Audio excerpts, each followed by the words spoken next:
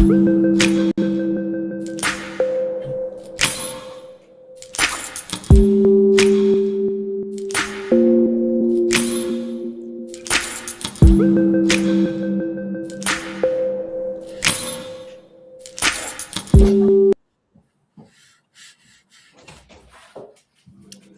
right, all right. Peace and blessings, peace and blessings. Assalamu alaikum, shalom. Welcome, welcome, welcome.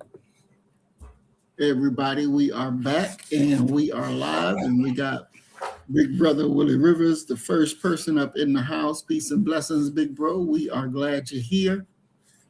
And today we're going to be finishing our discussion on Jaron Brown.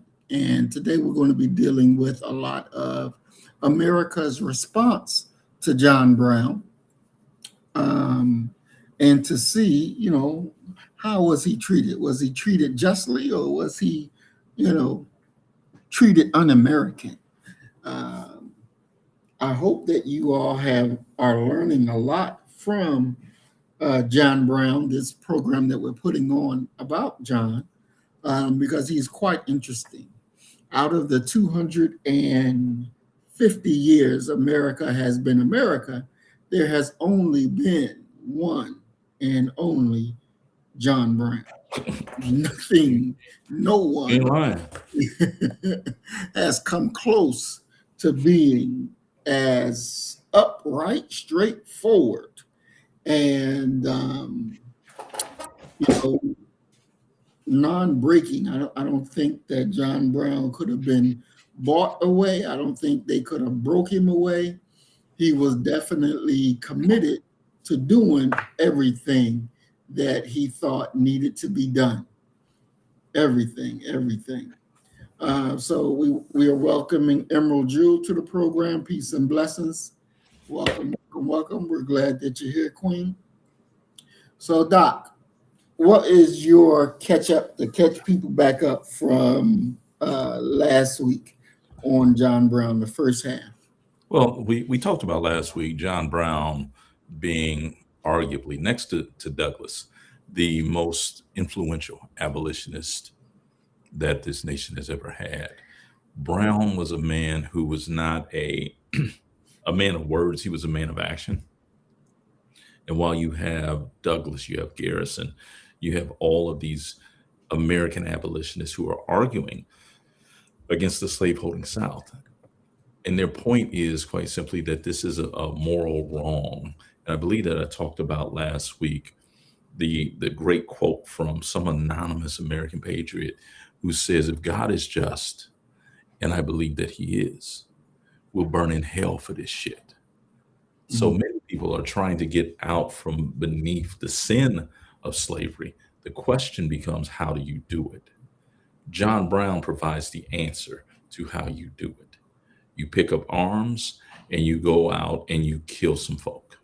Mm-hmm. Let them know that you are for righteousness as strongly as they are for evil and wrongdoing. That's how Brown makes his mark. And his decision to go on Harper's Ferry is one that Douglas told him not to do. Douglas told him, said, listen, if you go in there, because there's only one way in and one way out, you're going into a perfect steel trap and you'll never get out of there. And Brown's decision to do that, he's not raiding a Southern munitions plant. He's raiding a federal munitions plant. And Brown's decision to do that puts the most, what's the word? Most stressed man in America in a untenable situation. Lincoln. Because Lincoln is already under fire from the South, because they're taking for granted that Lincoln wants to end slavery. Lincoln never said that, not at that point. Lincoln says something that's very interesting, and it reveals who he is. He says, you ask me what I wish to do about slavery, and I shall answer 100 times out of 100, nothing. It's the reason why you have bloody Kansas. because Lincoln doesn't want to be the one to come out and say that Kansas will be a free state.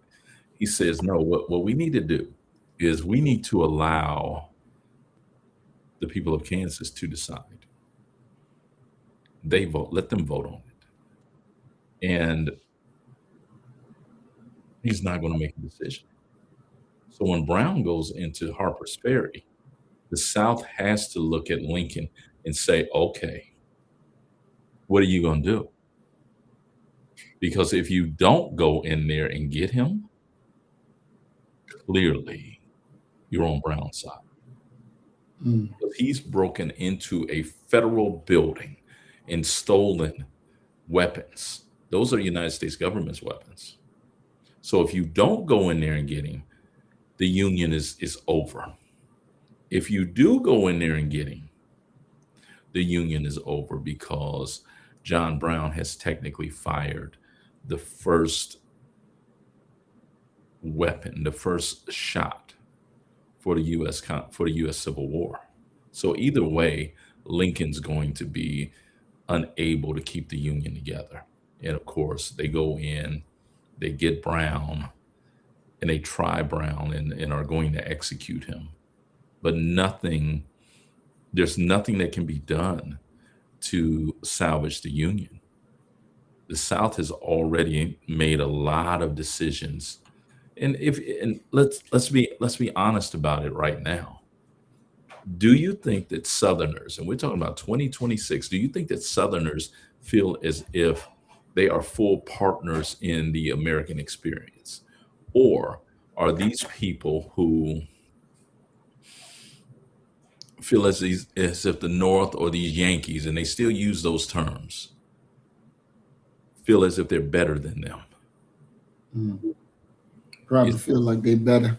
yeah, I mean, is there something special about the South? And you'll hear people use these very ill-defined, ill-placed constructs like Southern hospitality. There's no such thing as Southern hospitality. I've lived in the South for now, what, 23 years. Ain't no Southern hospitality. Okay, these Negroes down here are as terrible as Negroes throughout the entire nation. What people mistake for Southern hospitality is Mm-hmm. actually small town values, where these little small towns, regardless of where you are, people from small towns speak to each other. Take yourself from a small town, go to a Philly, go to a Pittsburgh, go to a Washington, D.C., go to the Bronx. People are trying to safely make it from point A to point B. And if you come up and you're too friendly, it's going to be considered almost if not a direct threat, what does this fool right here want from me? Mm-hmm. That's the same in Houston, in Dallas, in New Orleans. That's how people from large towns survive. They mind their own business and they don't get in the mix with a small town people. Oh, they chatty patties. They Mm-hmm. won't talk to you about where you're from, who you know. I have an aunt, my aunt Emma, she'll talk to anybody. And her Uncle Richard, he would talk to anybody. Can come up with a conversation about anything. Small town guy. Mm. So in many ways, the South, their dependence upon black labor, which is really what we're talking about Mm-hmm. when we talk about American slavery, their dependence upon black labor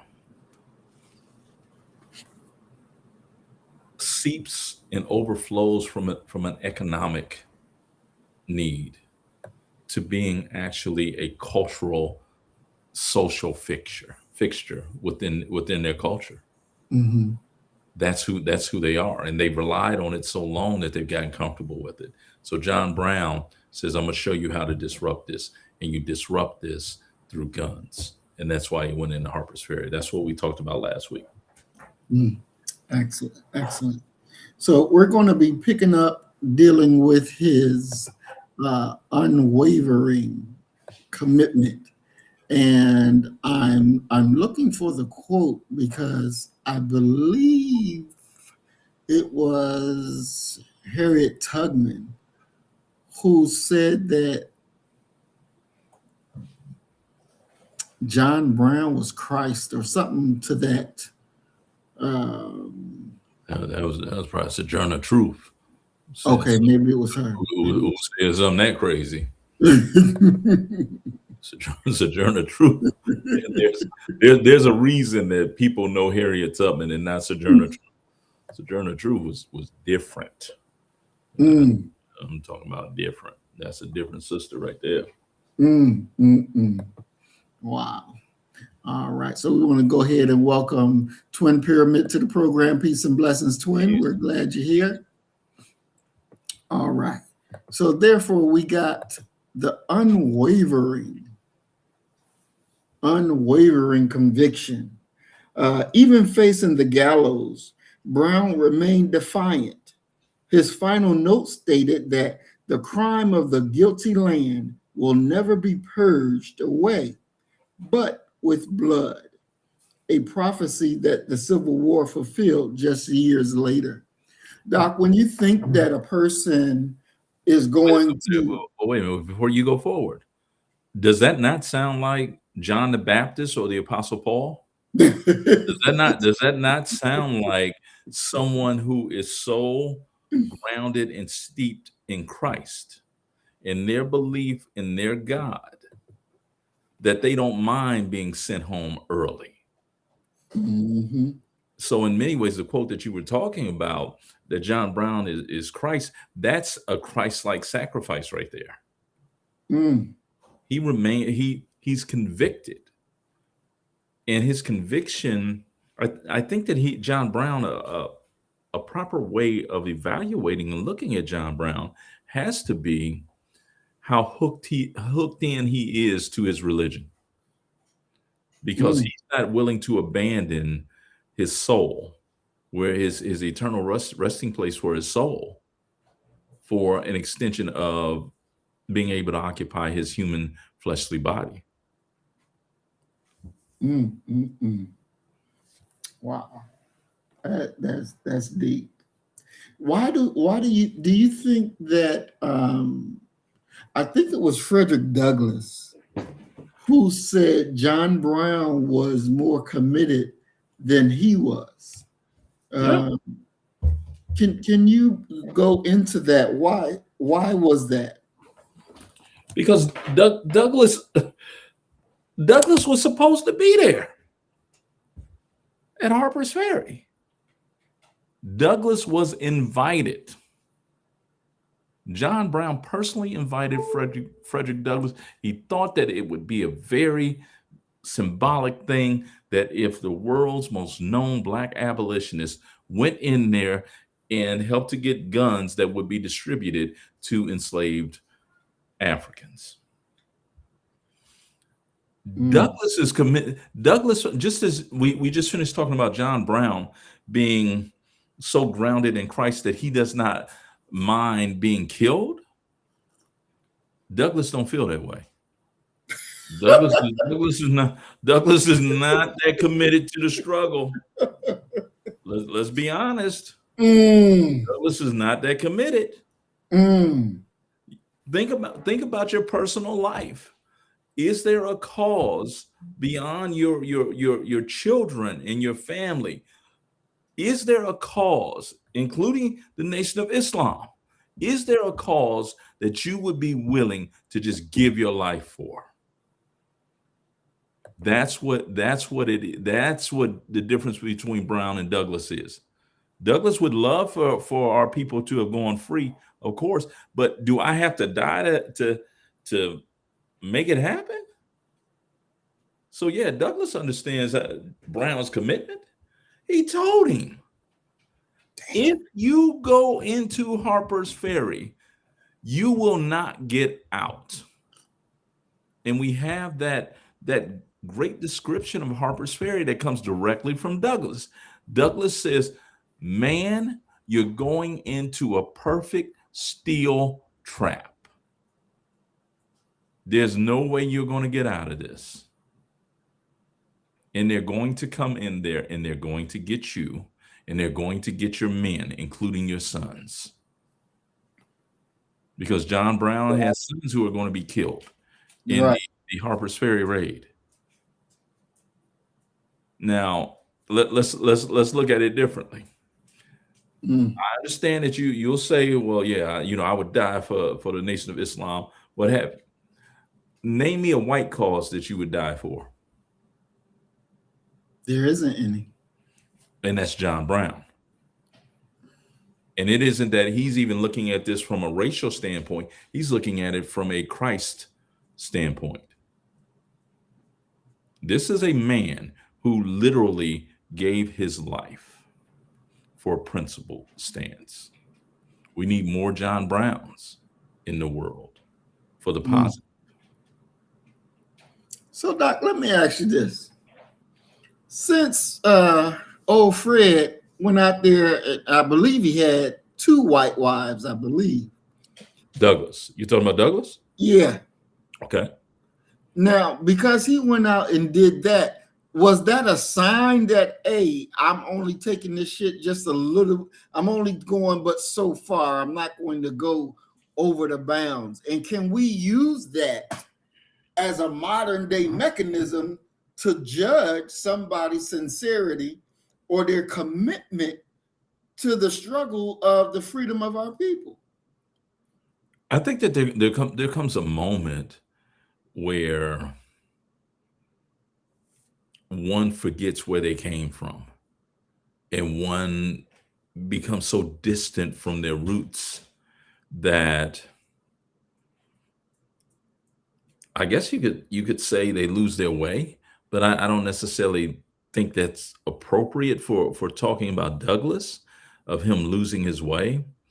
But Douglas is privileged enough, and when you hear people, you'll hear this saying around political times, and the saying is quite simply that politics is the sport of gentlemen. What they're saying is that for you to be politically aware, politically active, to be working towards political goals, you're a gentleman. You're privileged because most people are out somewhere working in a field trying to get enough resources for the day to be able to provide for themselves and their children. Douglas, after a certain point, Douglas is privileged. Douglas is the darling of a deep pocketed abolitionist movement. Douglas isn't hurting for anything. And let's be clear, Douglas and Garrison don't leave this earth friends. There comes a time when Douglas separates himself from William Lloyd Garrison because he feels that William Lloyd Garrison feels that he's beneath him and he should be able to tell Douglas what he should be saying when he's lecturing. So here you have a man who is super courageous, super intelligent, but his context has changed. Douglas has access, and let's come on. It's not just Douglas. We can go all the way to the 1960s,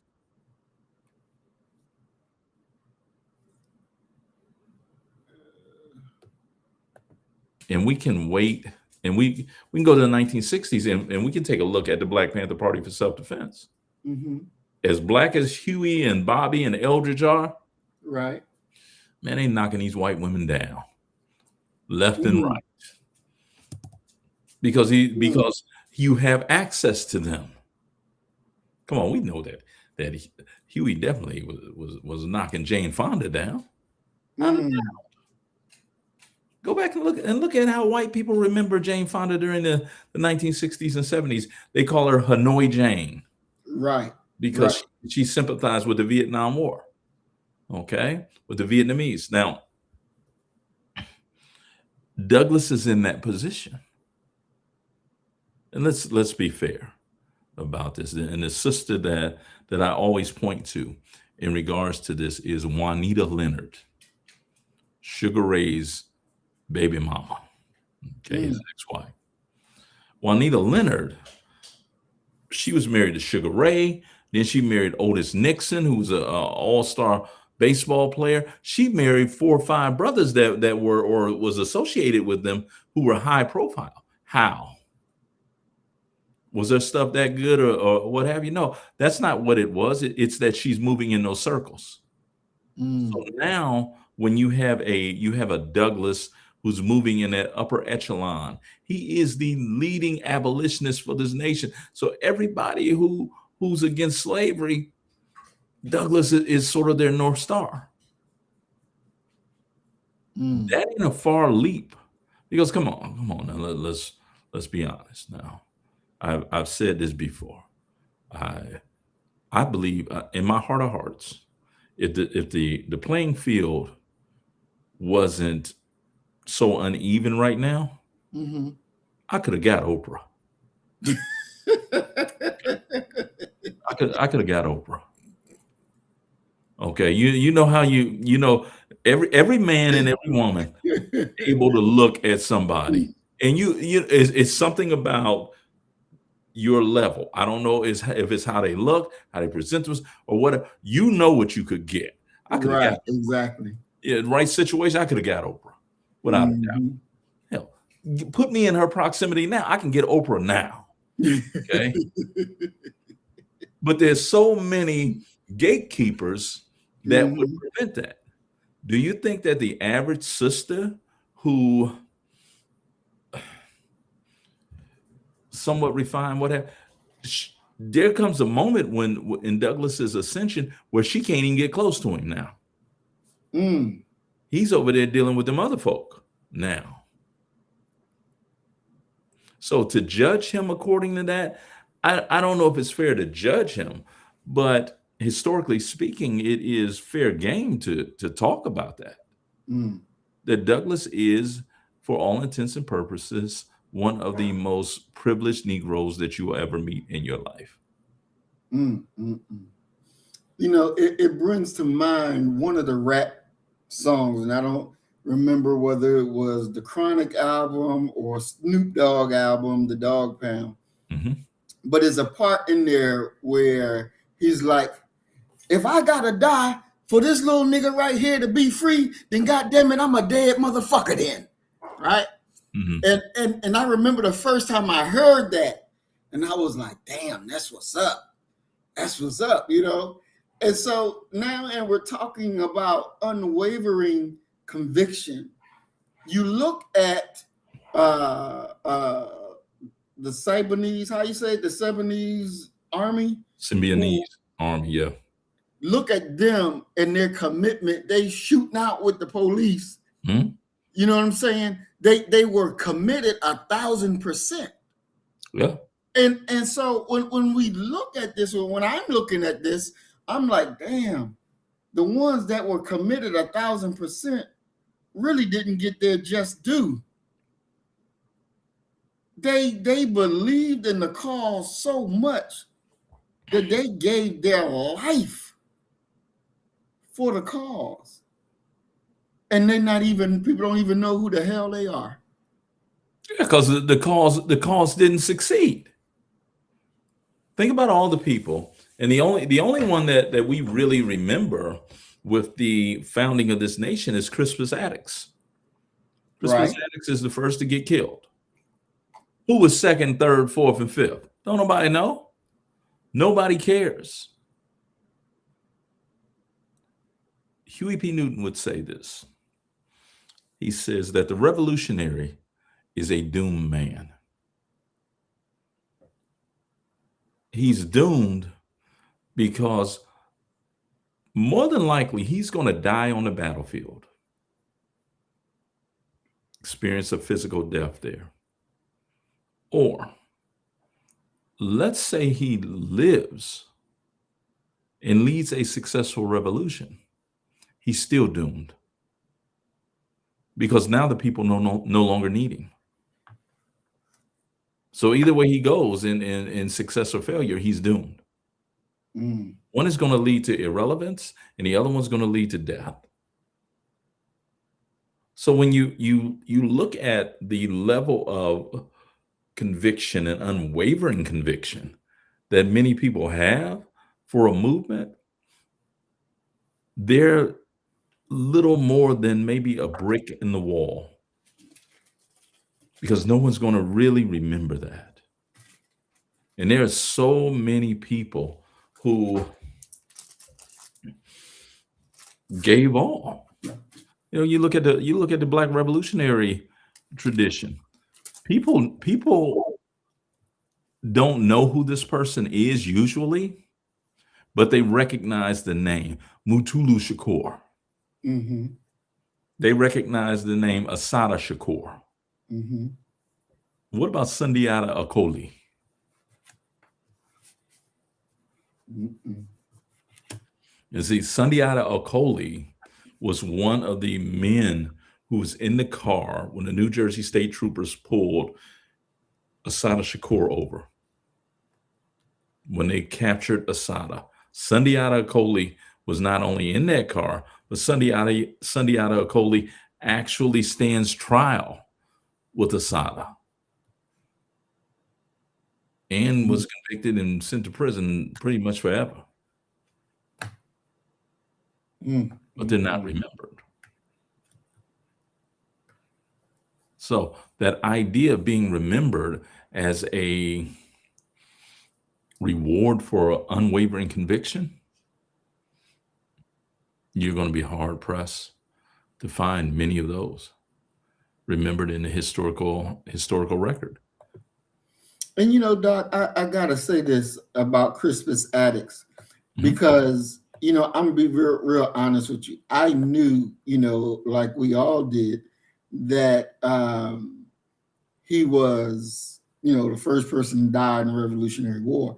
But I thought the dude died on the damn battlefield. Pow, pow, pow, No, pow, pow, pow. He no. fucking died like Trayvon Martin or one of these other ones out here that died. That's how he died. And Yeah, and and, they were throwing snowballs I, and at when the British soldiers. I say, what the hell? Yeah, yeah, What the hell? Because that's not all what that happened. time Uh-huh. I'm walking around thinking, he on the battlefield, pow, pow, pow, and he got shot. No, it wasn't like that. The war had technically not started yet. Exactly. It's like to understand that for me to make that realization and understand that was mind blowing. This dude died like Trayvon Martin or somebody else that got like Mike Brown. Mhm. This is how he died, not on the damn Yeah, battlefield. Tamir Rice. Yes. And just to understand that the shit is still really going on to this very day. Mhm, But America is free, but mhm. we ain't. But yet, Well, one of us was the quote unquote first to die. but see, my question would be to say that America is free raises the question of who are you including in this America? Because the average white America damn sure ain't free. They're struggling financially, like everybody else is struggling financially. It's the majority of individuals talking about numeric number, they're on public assistance. They're living hope best case scenario will be paycheck to paycheck.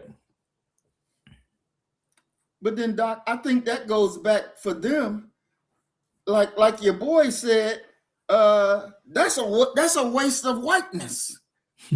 That's on they dumb asses that they not cashing in on the color of their skin and their ability to move and make this happen But and move. but That how do that's their problem. if they don't hit the genetic lottery, what's what's the path? What's the path for white folk to middle class status? Okay. I've seen so many unqualified Mhm. fucking trailer trash get promoted before a black person, be up there and doing shit, talking shit and trying to lead shit, but don't know shit. And they're just there because the color of their skin.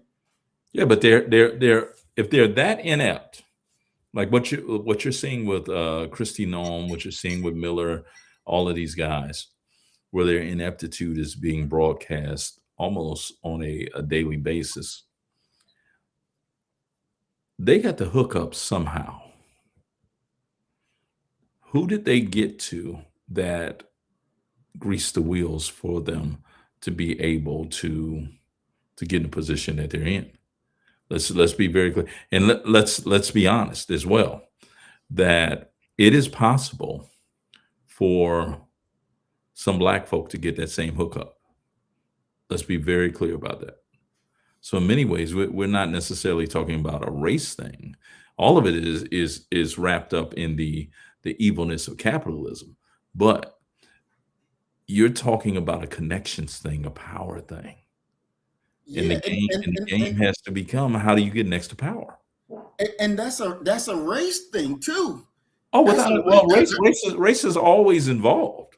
most definitely, because I've seen it. You know, being in the military and seeing this. Oh my God, this.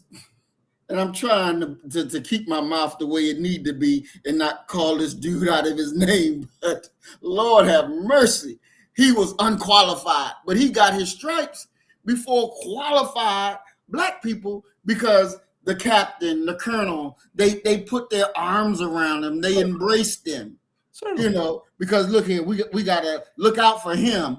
Now, Mhm. when you get a black person that may be embraced by a white person, then that black person is non-threatening.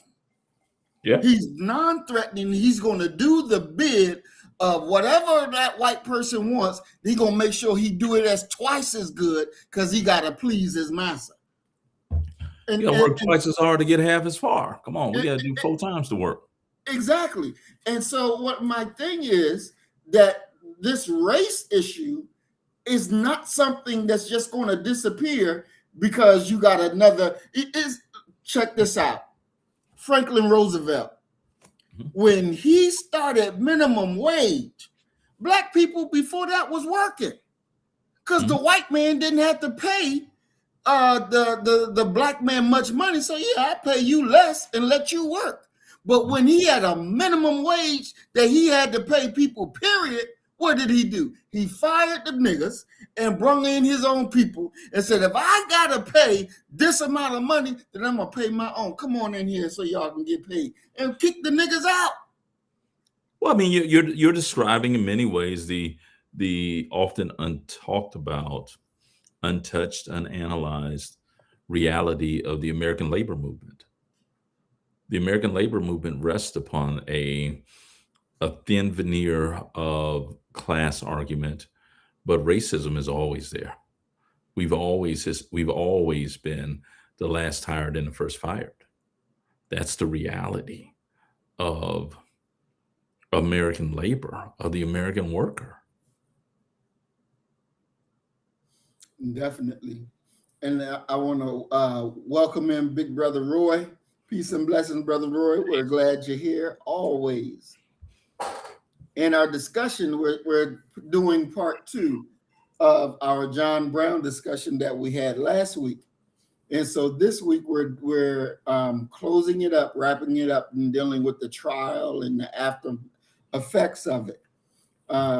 John Brown's unwavering conviction for the freedom of our people. I think that if white folks want to be allies, they want to be um, in solidarity with, the only way that can happen is they got that John Brown energy. If they don't have that John Brown energy, then you don't need to be dealing with them because there's nothing there. There's nothing there. I think he set the tone, and that tone has truly been unmatched.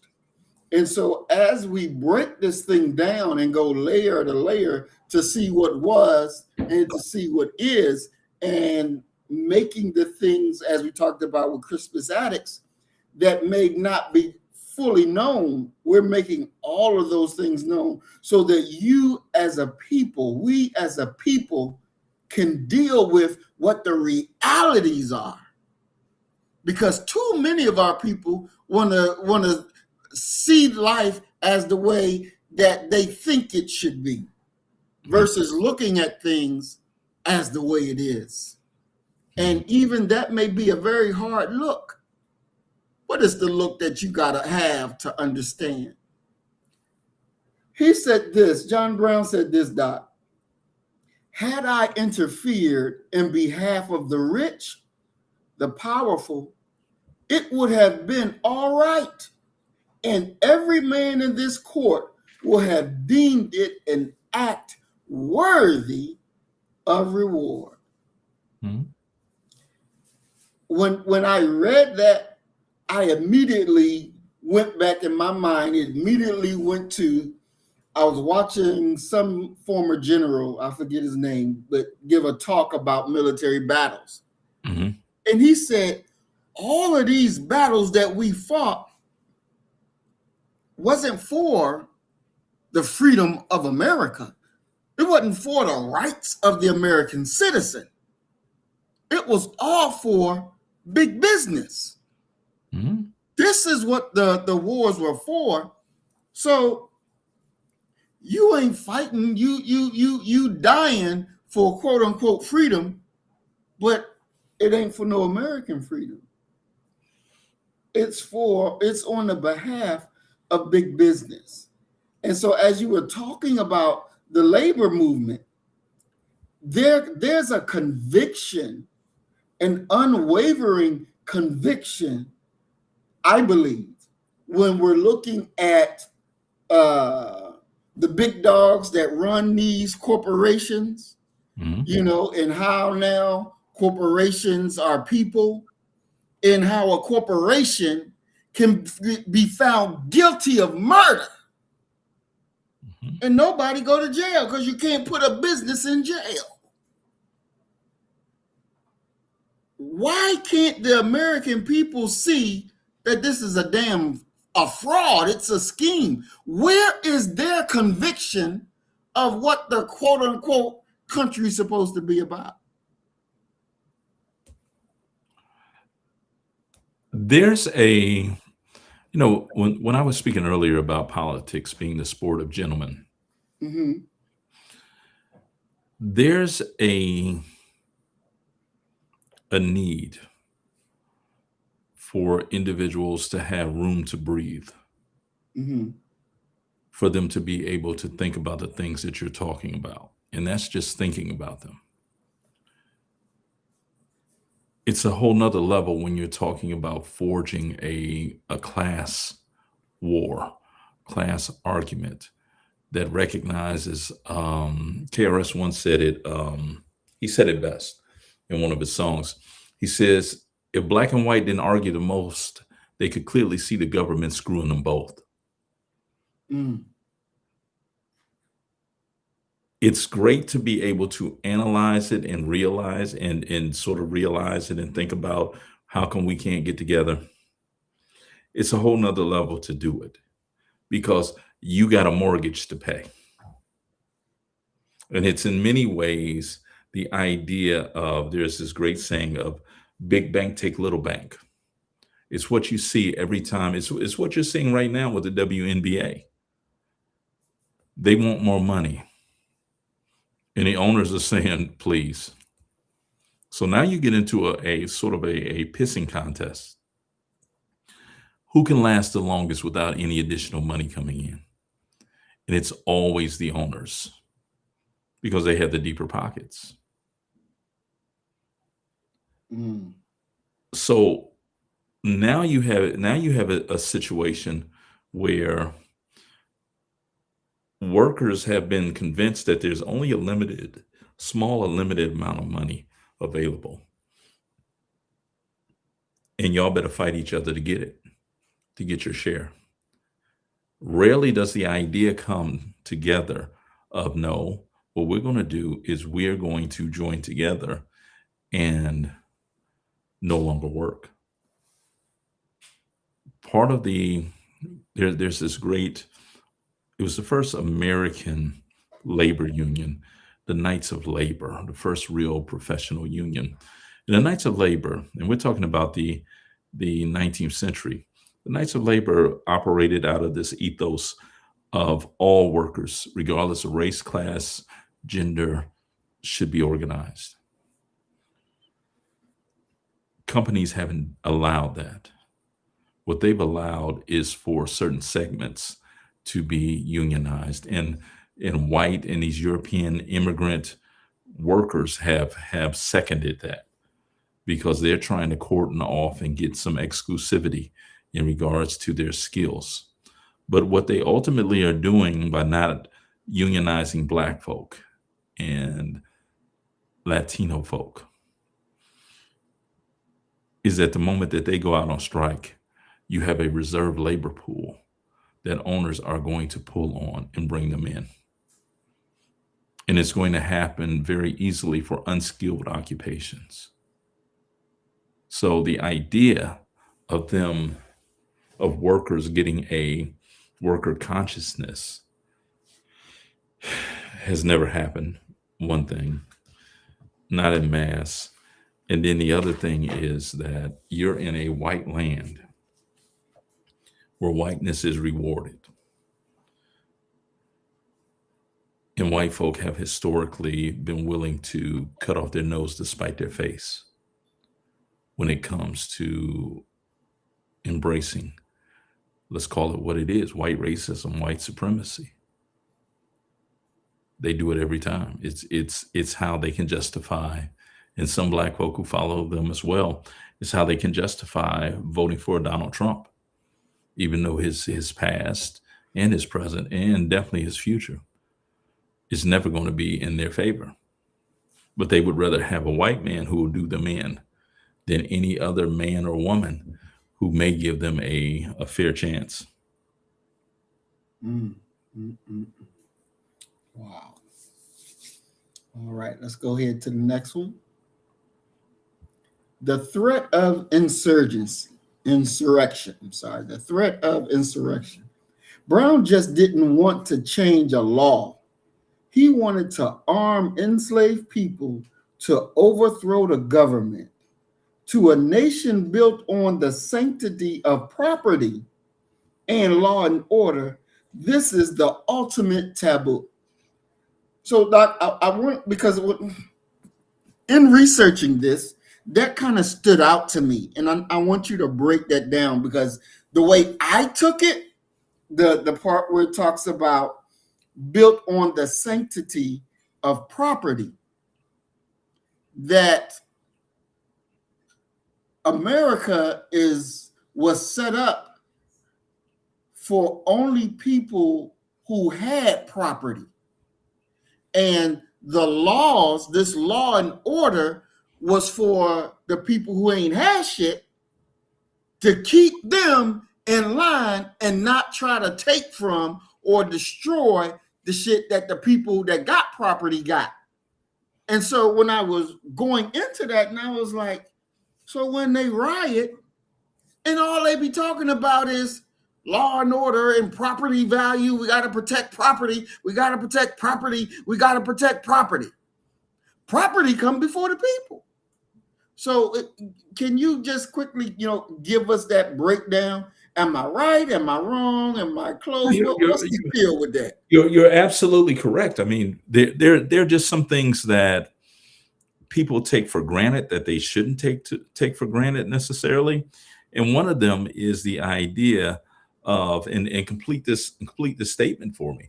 And anyone in the chat that wants to put the words in the chat, what they think goes with it, please put it in the chat. It is life, liberty, and the pursuit of happiness. That's not what it says. It don't say pursuit of happiness? No. Wow. Life, liberty, and the pursuit of property. Wow.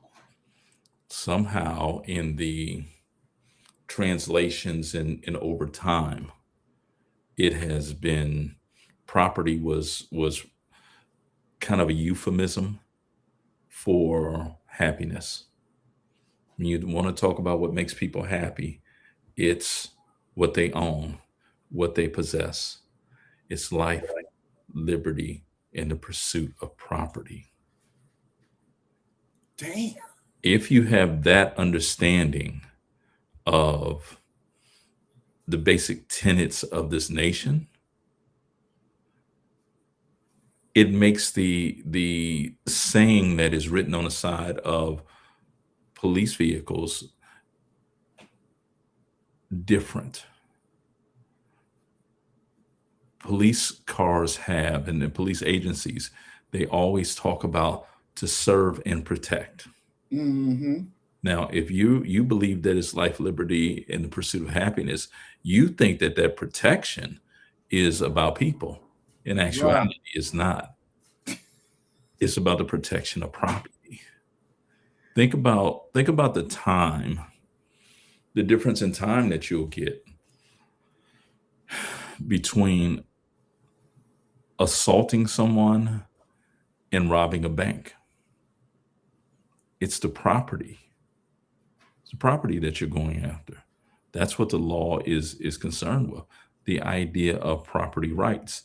Go back and look at the arguments about receiving compensation for the amount of slaves, really reparations that slave owners received for their loss of what? Property. Think about everything that, all of these police interactions.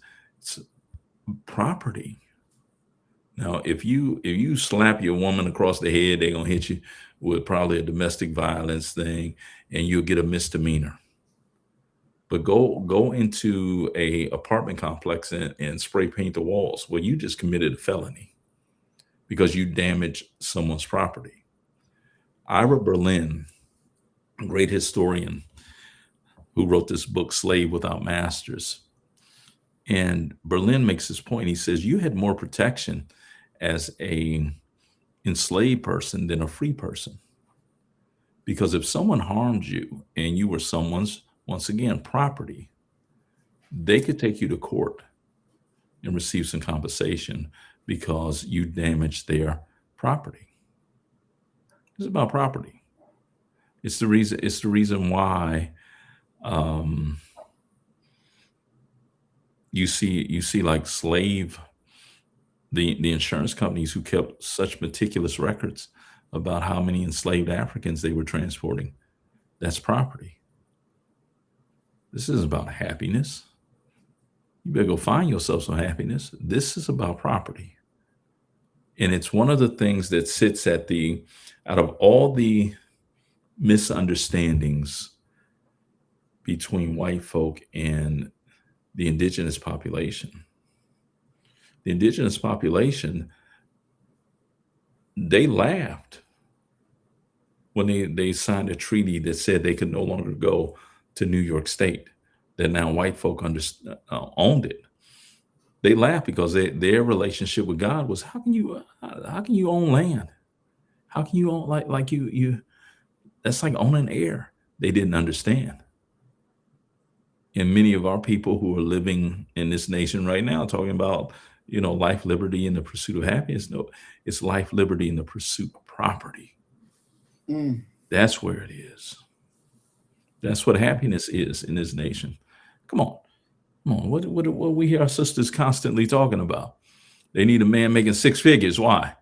So we can go Mm-hmm. out and get them some tangible property, some purses, some this, some that. It's the American way. Mm-hmm. And so, Doc, with this threat of insurrection, um, how deeply were the white men in power that actually felt that this thing could be real? And the reason why I'm asking that is because we had many slave uprisings, and I don't know whether they were before Brown or after Brown, but I know that they were happening. Mhm. Um, and that didn't really turn into nothing real big. So was the threat of insurrection, were they really afraid of that? At a personal level, yes, and they reacted to it. I mean, when you look at the Stoner Rebellion, you look at Turner, well, Nat, you look at Gabriel and Nanny, it frightens white folk because these Negroes are actually picking up arms and are doing physical damage to them, physical harm. Let's be very clear about that. It is something that your life is at stake. Let's start there. However, that's a far cry from, and this is one of the main differences between black folk and white folk to this day. Black folk have little flare ups, white folk have revolutions, Mm, and they ain't playing. And they're willing, their goal is to overthrow the existing system that is oppressing them. And it's one of the reasons why this moment is so encouraging because white people by and large do not suffer in silence. They express themselves and they take definitive action in regards to what they think is their best step forward. Black folk are different. Black people will, like, just think about having a some type of conflict um, at the pharmacy. hmm Somebody want, and I think last week you were talking about them wanting you to call the police on a brother. Okay. Right. Black folk will verbally accost you, cuss you out, this, and that. That's just a one-on-one confrontation. Right. Okay. I have allergies, hay fever. So I have to go and get Claritin D. And I got into it with the lady um, dealing with the pharmacist dealing with Claritin D. And then I had to pick up some other medicine that she had to call for. And she acted like the place was closed and this and that. And I'm like, lady, come on now. Mm, Now that could have turned into me calling her an ugly name and things going left, but I didn't do that. You know what I did? mm, I walked over to that board that you see at every pharmacy, CVS, and what have you. And it says, if you have some problems here, you know, this, and that, you can call this number and you can report it. Took out right. my phone, took a picture of it, and just stood there. Mm, Now, all of a sudden, she's able to get them on the phone. Now, all of a mm, sudden, she's able to. That's kind of the difference. I understand how their system works, and I understand how to get your attention. Okay. When they are, think about January 6th, they ain't playing. Whereas black folk are just talking. These right. people are not playing. Look at the founding of this nation. They went to war with modern day Rome and won. That's who the British Empire was. hmm And they won. So the idea of insurrection, they're not afraid is the wrong word to use. They're aware and probably concerned about it. Okay. And they go on the offensive to stomp it out. John Brown is representative of how their minds work. Their minds aren't working towards negotiation. Their minds are working towards, listen, let's go ahead and handle this. Mm, Let's define the world, make the world do what it is that we want the world to do. And you in many ways see the difference in commitment between a John Brown and a Douglas. Douglas is only willing to go so far. Brown gives it all. And in many ways, when you look at even the rearing of black children, White male children and sometimes white female children are allowed to run amok Hmm. with no constraints, no correction, no nothing. Boys Hmm. will be boys. Black children, from the moment that they enter into this world, are taught limits, that there are certain things that you can't do. And it's coming from a position of love and trying to help them survive Right. because we don't want white folk to get their hands on them. Exactly. But it's nonetheless teaching them a lesson of you can only go but so far. And when you come across a an opponent, an enemy who doesn't have those constraints, they're going to beat you every single time. Mm, mm, mm. Now, Doc, I don't know whether what's his name, David Walker, Okay. the one who wrote David Walker Appeal. The appeal Yeah. What time frame was he? Was he after Brown or before Brown? before it would have been before Brown. Yeah. Okay. Walker's appeal to the citizens of the world, especially the colored of America. Yeah, he would have been before you. You have to remember that Walker is of that same generation and class of Ida B. Wells Barnett. He's a part of a Negro intellectual society that is going on. But Walker's words are treasonous and seditious when you consider it through the white lens. Because what Walker is calling for is Mhm. full blown revolution. Now, and we'll get into more of his stuff, but I just want to touch it lightly. But Mhm. how did he die? You know, they found Walker dead in the what do you call it? Right when you're going into a building, he was a Mhm. tailor. He had a tailor shop, but they found him dead, slumped over dead at the entrance of his shop. Now, as to if he was done in or whatever, no one knows. And of course, during that time, as far as what could you do, how could you tell about a person's death based upon an autopsy? Hmm. You know, the medical things are very crude during that time. But Walker, he utilized the fact that he was a tailor to hide the appeal in the lining of the coats of black men who were longshoremen because they were going throughout the nation on boats. And when they would get to their destination, they would take the lining of the coat out, and there would be the appeal, and it could be shared. That's how it was able to make it throughout the nation.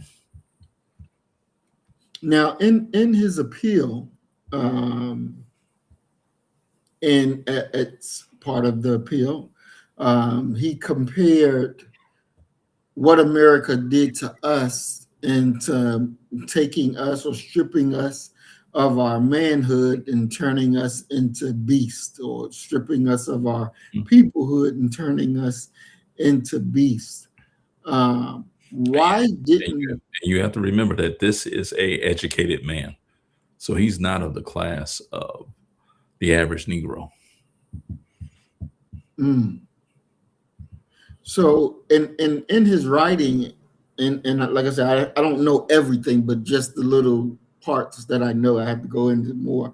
Mhm. But I believe he um, compared our slavery to the Israelis in Egypt, Mhm. and was talking about how the American slavery uniquely uh, took us of our people status Mhm. and treated us like beasts of burden rather than human beings. Certainly. Now, with this message, I would think that this message could potentially cause insurrection, or at least a waking up of the minds, especially when you start to compare both slaveries and knowing that, look, this is what I'm in now, and I can identify what they're doing.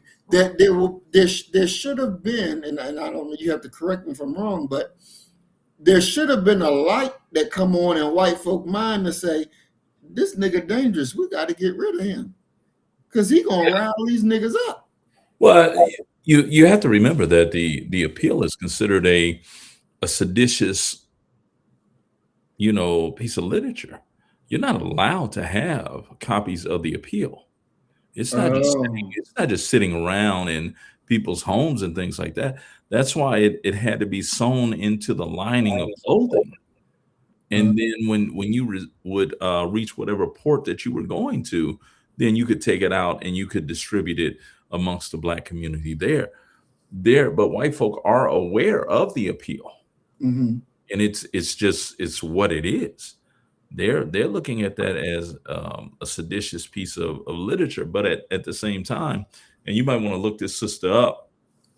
If you ever make it on Who Wants to Be a Millionaire or one of these game shows, and this goes for Mhm. everybody that's listening, if you win based upon what I'm getting ready to tell you, I want half the money. I want mine on the gross. You pay the taxes. Okay, Mhm. don't try to tell me I got to pay taxes on mine.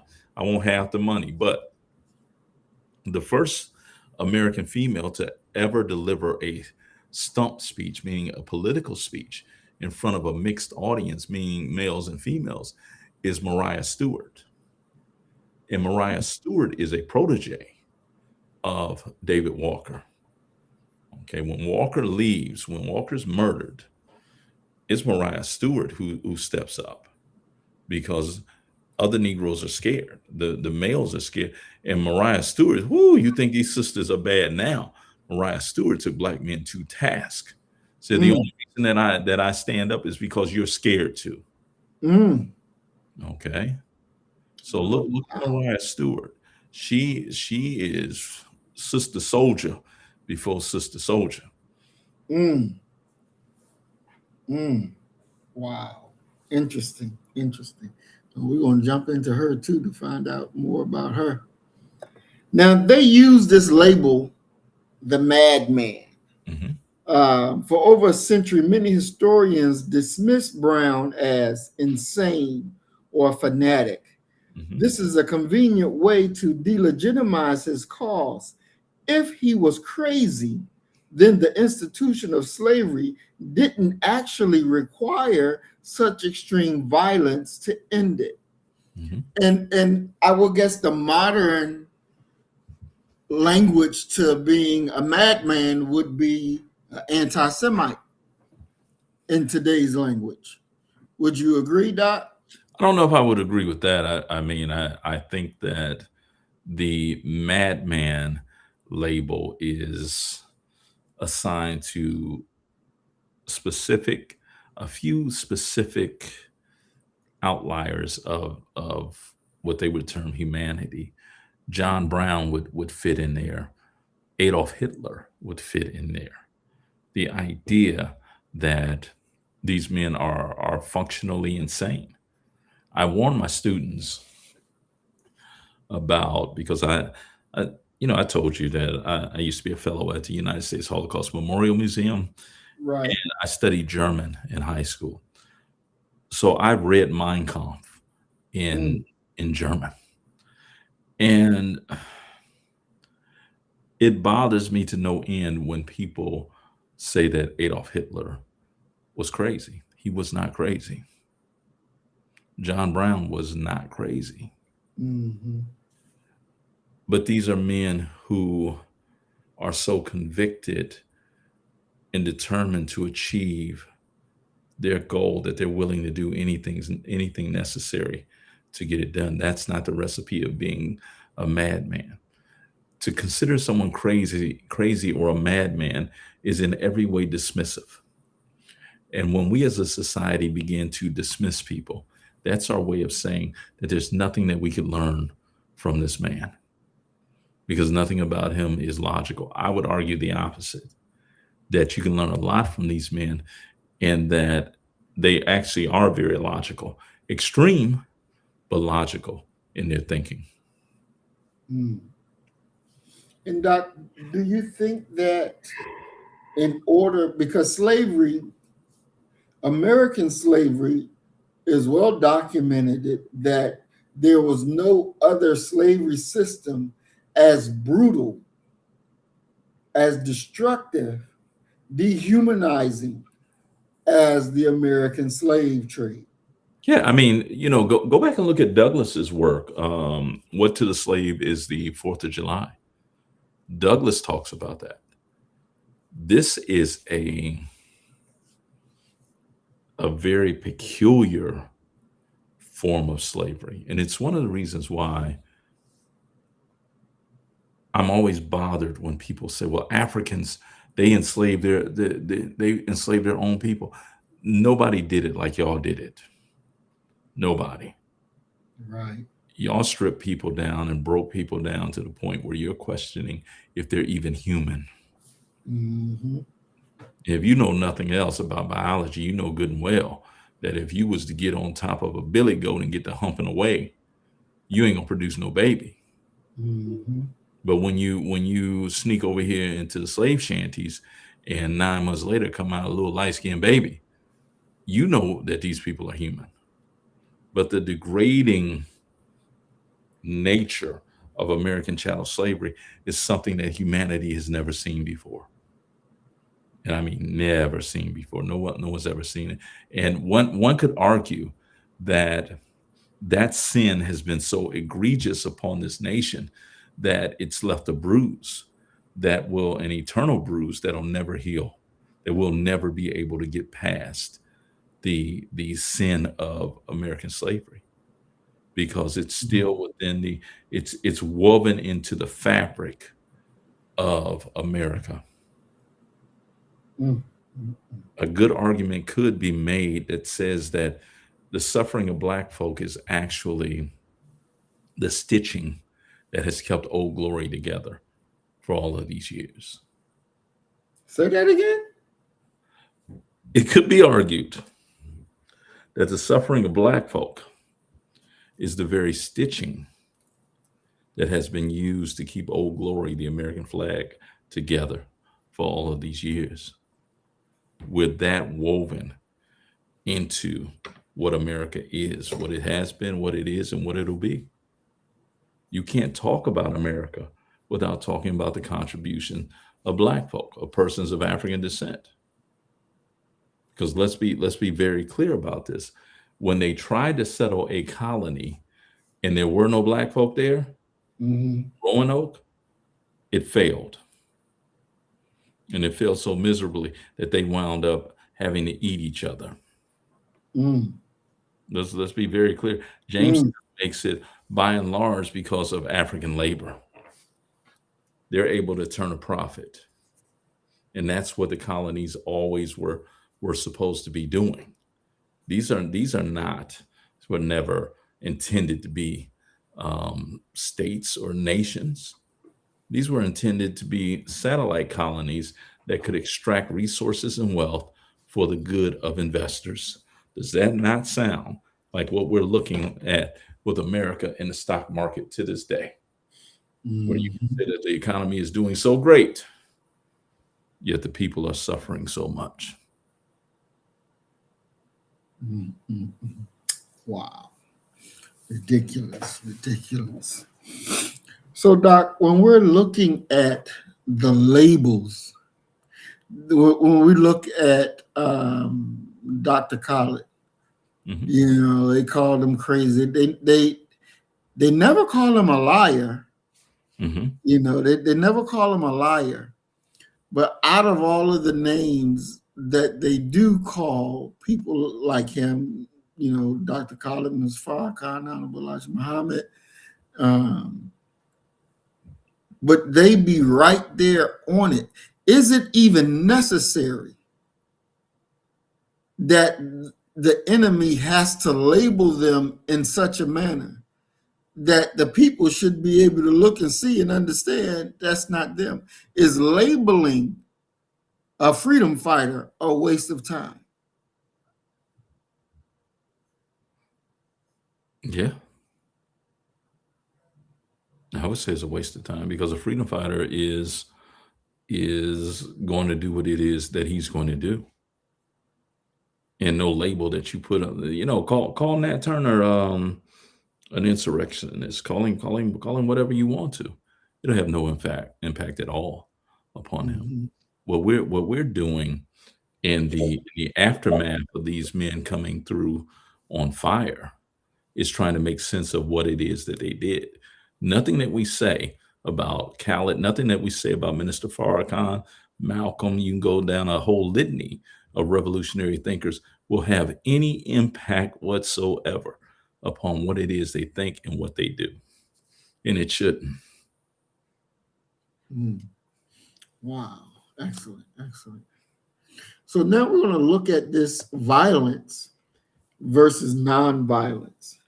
America generally prefers its civil rights heroes to be nonviolent, or at least portrayed that way. Brown's use of broadswords at Pottsywana Creek Hmm. or the seizure of the federal arsenal makes him impossible to sanitize for a textbook. Is this the reason why they keep him pretty much so out of the public eye and not even taught in school? I would. I can't talk about what they teach in school, um, because I don't teach in that K through 12 area. Um, at the collegiate level, we definitely talk about John Brown, Mhm. but the idea of America liking its civil rights people or freedom riders, freedom fighters, however you just described it, as being nonviolent, I would disagree with that. Mm. America loves its violent leaders. America, come on, let's be honest. America is the land of gangsters. Who does Black America adore? Frank Lucas, Bumpy Johnson. These are Harlem gangsters. Al Mhm. Capone, George W. Bush, shit, Ronald Reagan. These are gangsters. These are not nonviolent men, and we need to divorce ourselves when we begin to talk about the idea of violence from it just being physical, because there is economic violence. There's a untold amounts in different variations and forms of violence that should be talked about in American schools.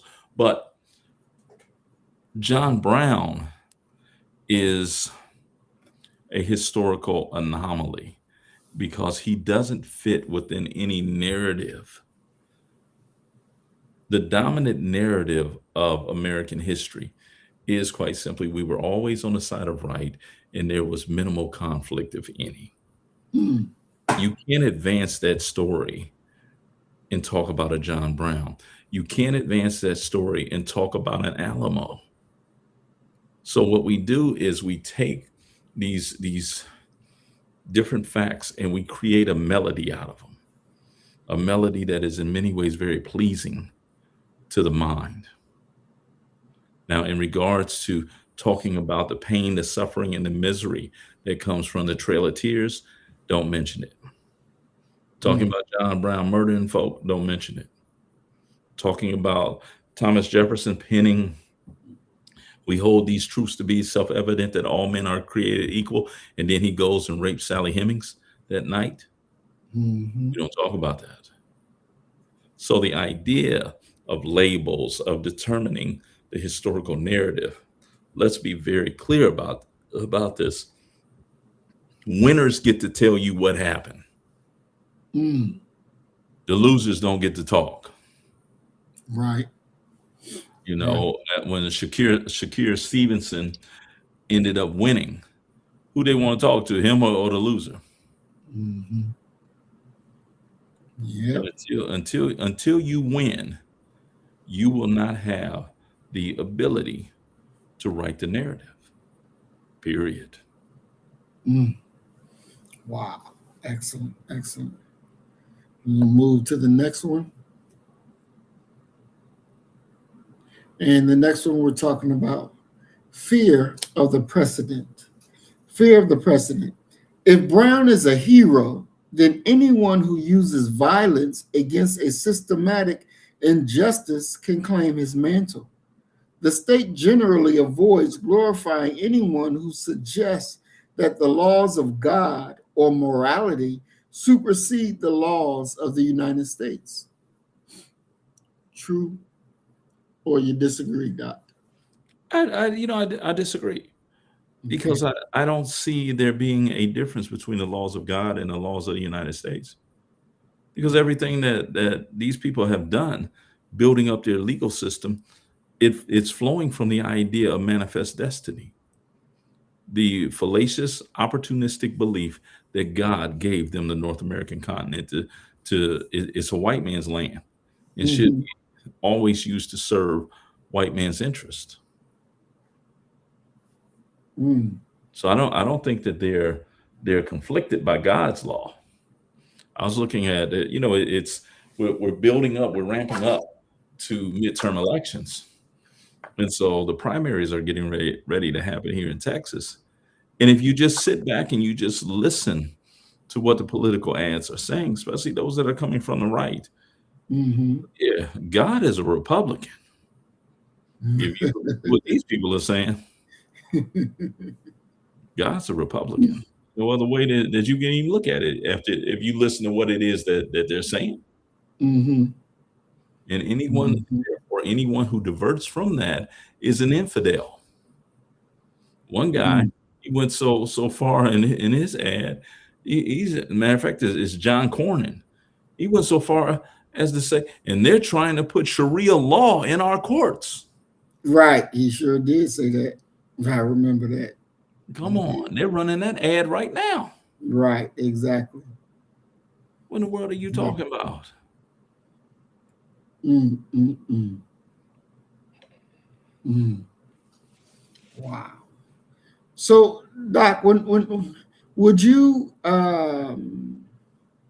would you say that the riots that we've seen across this country at any given flashpoint, would you say those come from or have the same spirit as the uprisings on slave plantations? It's all the same. It's people who are hurting, people who are disturbed by a system, crying out, reaching out, Mm, fighting. For whatever their feeling of what would be just. And keep in mind, it's like any other thing that all of it is predicated upon the idea of what is it that we want. And on the other side of let's be clear about this. There's a flip side. There's only so much power in the world, in this nation. So if one group increases its power, another group is losing power and influence. mm, So it's a zero sum game that people are trying to protect their status and their power and their privilege. right. Because if working class and poor white folk think they got it bad, let them lose a little more power. Let them Mm, become black. mm, mm, mm. You really see them act up. Yeah, you sure would. You sure would. You know, Doc, when we're looking at men or women who presented America with a moral issue and Mhm, gave them the correct moral route out of their problem, mhm. the government ignores them. Is this to say that the government is happy with the things that are going on and the manner in which that they're going on? Well, see, the thing is that as you talked earlier about a business being a person, let's be very clear that the government is a bunch of people. And are they fine with what's going on? Certainly. They set those wheels in motion. You gave them the right to do as they please. So how could they not like what's going on right now? Mm, It's serving their interest in one way or another, in short term or long term. They don't have a problem with what's going on right now. You mm, elected them to put in place their version of the way the world should work, and that's what they've done. mm. You know, there were people who, when Trump was running the first time and the second time, who got off on the fact that he would talk crazy to people. Yeah, see now what you're looking at is some American swag and blah blah. Okay, but what else comes with that American swag? It comes with fuck you, pay me towards you as well. Mm-hmm. This isn't a just a one stop thing. Okay, this encompasses every aspect of their being. Period. Mm, mm, mm. Wow. So we're going to talk about, and I thought I had the slide loaded up in here, but I don't. I do have it. Historical illiteracy. Now, Doc, historical illiteracy is a tool used by institutionalized racism to erase revolutionary contributions. Yeah. The madman narrative used to describe Brown is exactly the kind of minutia that distracts people from the political economic decisions, like the abolition of the slavery economy that Brown actually targeted. When Mhm. you think about the historical illiteracy as a problem, what's your thoughts on it? I mean, I see it every day. You know, it's one of the reasons I don't talk to many people anymore Mhm. because the vast majority of people are historically illiterate. You know, this is a nation that is suffering from historical illiteracy. They're getting dumber by the day. And what Mm, makes this even worse is quite simply that people don't want to do the work. They don't want to read. They don't want to study. They don't want to, really understand what is going on. They want to be lazy scholars.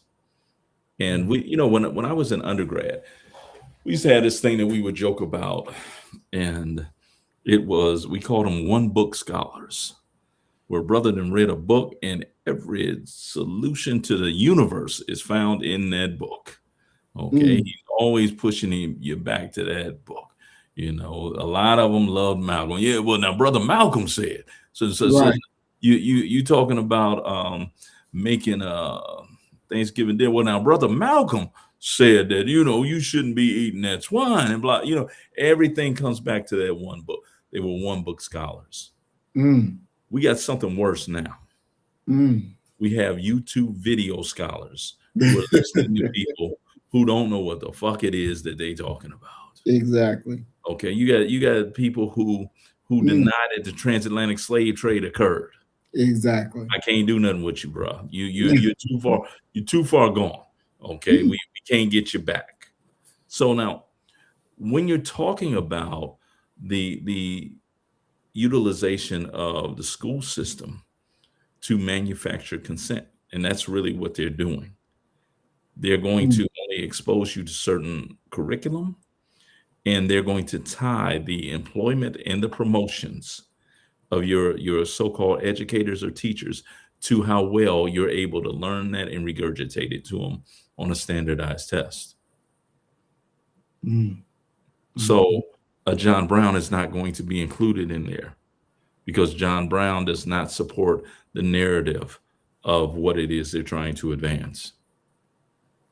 Okay. Whereas other people, Thomas Jefferson, he'll be put in there, but Jefferson, only certain parts of Jefferson will be put in there. Same thing with George Washington. You don't look at George Washington as a Benedict Arnold. You look at him as an American hero. right. So Hmm. when we're talking about the idea of historical illiteracy. Most people have never, and they'll sit up and they'll talk to you about it. they don't know nothing about the Black Panther Party. Mm, I had a brother who, now I'll give you a run in that I had with a sister. hmm I was on a panel discussion and I was talking about Du Bois, William Edward Burghardt Du Bois. And this sister had nerve enough to get up during the Q and A's and said, I just can't stand it anymore. It's just bothering me. I've mm. sat here all night and I've listened to you say Du Bois. It's not Du Bois, it's Dubois. And I said, okay. Mm, I would agree with what you're saying if Du Bois himself didn't say that I'm not French, so I prefer the anglicized enunciation of my name, Du Bois. mm, mm. Wow. You have people who, and this is the thing about history and learning, and you've heard me say this often in this space right here. I don't know. I'm not gonna sit up in here and bullshit you and say, well, oh yeah, yeah. Now that brother right there, he lived with the Choctaw, and they back with the such and such. But refuse to say, no, I don't know about that. Ain't gonna Right, write it down to go look at it later either. right. Okay, I'm gonna just sit here and I'm gonna plow my way through this. hmm Okay, that's a sign of insecurity and not being learned and not being humbled by the historical record. And if you really engage the historical record, there's no way that you can be anything that you can't be humbled by it. Mm. There's Now, no way. Doc, here in Philly, President Trump had the slavery, anything to do with slavery, down at the Liberty Bell removed. Come on. And so this is helping to establish historical illiteracy. As a historian, what does that do to a nation? Guarantees its fall. Guarantees Mm, its fall. You're not going to see it maybe for several decades, but it guarantees the fall. You know, the erasure of the historical past. It's one of the reasons why, for me, and I understand that the Southern monuments were largely put up to sort of reestablish in the minds of Black folk who was in control in the South. I didn't think those monuments should have went down. I thought those mm, monuments should have stayed up so that you could say what the Jews say, never again. But right. by taking them down, Mm, you're running the risk of people seeing that Black folk are living poorer than anyone else in the nation, and end up saying, "Look at them lazy niggas's," instead of understanding that there are concrete reasons why Black folk are at the bottom. So, exactly. there was a brother who did a TED talk or something like that. Somehow I came across his story, and he is from Greenwood, Oklahoma, Mm, Black Wall Street. And he goes off to college and he's listening to his history professor talk about Black Wall Street. And he comes up to him and he says, "None of that is true." He said, mm. what do you mean, young man? None of this is true. He says, "I'm from Greenwood. None of that happened." Wow. He said, "Okay, well, next time when you go home, you ask." And Mm, here he's going through their educational system in the city where it occurred, and it was never mentioned to him once. mm, mm. You've been, as Lupe Fiasco would say, dumb it down. You've been dumbed down. And it's to the advantage of those who are in power to keep you dumbed down, to have you in a situation where you are Ralph Ellison's invisible man. The great quote, keep that nigger boy running. Right. How many people, you know, we were talking about this before we began it. How many people have time to watch sports I know I don't. Mm-mm. I'm so busy doing other stuff. But the actual work for most people that they should be doing, they never even recognize they should be doing some work. That they need some meditation, they need to go to sleep, they need some healing, some beyond what Marvin Gaye's sexual healing. They need a soul healing, Mm, but they never get to that point because they're so exactly. busy. Their mind is running. Exactly. Mm, mm, mm. Okay, we're going to move on to the next screen. The failure of white Christianity. Oh, here we go. All right, the morally, socially, and the decency, responsible individualisms have rarely been applied, let alone monopolized by white Christians. Brown is the historical exception, a Mhm. man whose Christian duty actually compelled him to fight against the white supremacist status quo rather than ignoring it. Yeah, Why are white Christians ignoring? come on. This nation from the moment that it was formed has been double-minded. How Mm, can you go ahead and in one breath literally say we will not be the slaves of Britain right. and yet continue enslaving people? Let's be very clear about this, that Right. most people are looking for justifications to do what it is that they want to do. And there Mhm. is no better justification, no more powerful one than to say, well, God told me to do that. Right. Right. Mm, mm, mm. You And why do you think, with the failure of white Christianity, so many black Christians stay with them? Well, see, the thing is that when you're talking about white Christianity, I look at it as you're talking about this white evangelical Christianity, okay? Not the black Christianity that a figure like, because you have to remember, it's the same Bible that motivated Nat Turner in Southampton, Virginia. Hmm. It's the same Bible that emboldens me and a lot of brothers that I know. So we're believing in a different God. The God that these Negroes then went and adopted. Look here, reminds me of Khalid Muhammad when he, in his speech, the goddamn white man, where he Hmm. talked about having a hunkified, punkified, sissified, homogenized buttermilk complexion, white cracker that you've named Jesus, in direct contradiction of the black revolutionary that I read about in my Bible. Hmm. Their mind is gone. If your God does not look like you in trouble. Mm, You're in trouble. mm, It's just what it is.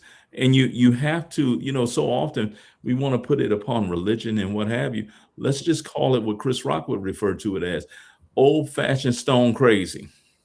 mm, And that's what these people are. hmm. Wow. Just stone crazy. Just call it what it is. Mm. Do you think there will ever be a reckoning within the Christianity A reckoning for what? for the proper direction of the church?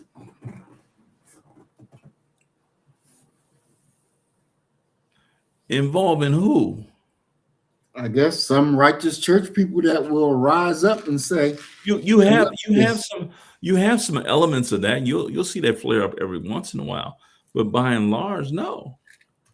Because the goal of it's a business. And when you're dealing with it being a business, so many people are going to they're seeking to have their churches on steroids. They want these large mega churches and what have you, and they're going to have all these programming. They're going to have all this money coming in and out of their church. Money is their God. They'll deny it, but it's the truth. So a reckoning, no, ain't gonna be no reckoning because they're all going to the same schools. They're all learning the exact same thing. And generation after generation after generation of believers, they are going to sit in those pews because they have no other place to be during that time. And Mhm. it's I've always said this, and I still believe this, that the Black church has been, is, and will be the most important institution within Black America. And as it goes, so shall we. The problem Mhm. with that, though, is quite simply that so many people are divesting from the church, not going, because they can see behind that curtain of Right. what man has done to God's word and God's church, and they choose to not be a part of it. Would you say white Christianity is a failure? A resounding success. Look what it's got them. Mm. A tree is known by the fruit it bears. Look, who's running this nation? Mhm. It's mean, it's angry, it's unforgiving, it's bigoted, it's racist. Yet it has the attraction and the ability to bring white folk in mass into the fold. Mm. Wow. Do you think it will get to a point where black pastors will reject the version of Christianity that they were taught? What they gonna get up there and talk about then? A new version, a black version. Where they gonna get that from? You got a point there. I mean, they can only teach what it is that they've been taught. So Right. go back and look at who their teacher is. I think in this space, I was talking about one of my mentors, Dr. Paulette Pierce. She was my MA thesis advisor, my advisor for my first master's. And I had some young ladies who went to a conference and they heard her. And they called me and they said, Dr. Jones, there's a lady here who sounds just like you. Mm. Described it to me and told me who it was. I said, yeah, she sounds just like me. Go over there and introduce yourself. Keep me on speakerphone and tell her that she sounds just like your professor. Mm. And when they went over there and they told her, and she said, well, so who's your professor? I said, Dr. James Thomas Jones III. He said, wait, hold on. I sound like him? And she just laughed and laughed. She said, oh no, he sounds like me. I Mm. taught him everything so it's the same principle. My best friend Damon, I don't know if you remember Damon when you came down to the wedding. Hmm. Damon asked me this, okay, and this is for all the Muslim brothers because they often, talk about us Christian brothers. He said, "Hey man, do them brothers go to a school learn how to talk like that? Because they all sound like Minister Farrakhan." I said that's their teacher. Right. So if the minister was able to influence all of y'all like that, what's going on at the theological seminaries? Mm. And it may not be style wise, but definitely content wise. They coming out sounding like their teachers. Mm. And if Mm. they betray the quote unquote canon, they're gonna fail their class and have to take it again. Mm. And you will take that class again until you get it, until you get it right, until you sound like me. Wow. Now, the Pope of Rome, it was through him that slavery got started. Correct, Doc? I can't give you a correct or incorrect with that. I can't tell you that Rome started or the Pope started the transatlantic slave trade Mm. because there's so many players who are involved with the transatlantic slave trade. Well, okay, then I'll ask this question. During the Crusades, the Pope that authorized, I think it was the first crusade, I'm not sure, first, second, or third, but he authorized the killing of everybody. He said, kill them all and let God sort them out. Now, that's from a pretty high person who is the Pope. And I'm quite sure there's enough people there that will listen and do as he indicates. But when you're grounded in a Christianity and that way is your way, which is killing, murder, stealing, and then even if you do something wrong to somebody and they give you a tip, it doesn't really mean that they was tipping you because you did good. But there's a problem when it comes to what comes out of the white church, especially on Sundays, especially when they get on TV, the Jerry Falwells, the what's that one that looked like the devil himself, who bought the plane from Tyler Perry? Kenneth Copeland? Yes, Kenneth Copeland. Looking at these demons, when will Black people wake up and realize that there's a darker form of Christianity that they'll probably be more fitted to come see? Well, let me defend white Christianity and try Okay. to. I'm going to do my best to take a brother who goes there. Mm. Measure their community as far as marriage rates, economic success, and keep in mind that our people, especially those of us who have fallen into the trap of prosperity preaching, Mm-hmm. they measure how much God loves you by how much money you have, how successful that your life is. Mm. If that is what your measure is, white Christianity is doing a phenomenal job, especially when you compare it against Black Christianity. That they're the ones with the material success. We're the ones that are still doing, like James Cleveland talked about, going up the rough side of the mountain. Mm-hmm. Which God is more powerful? The God of white Christianity or the God of the long suffering Black Christianity? A God that when you call upon him, he gonna show up when he want to.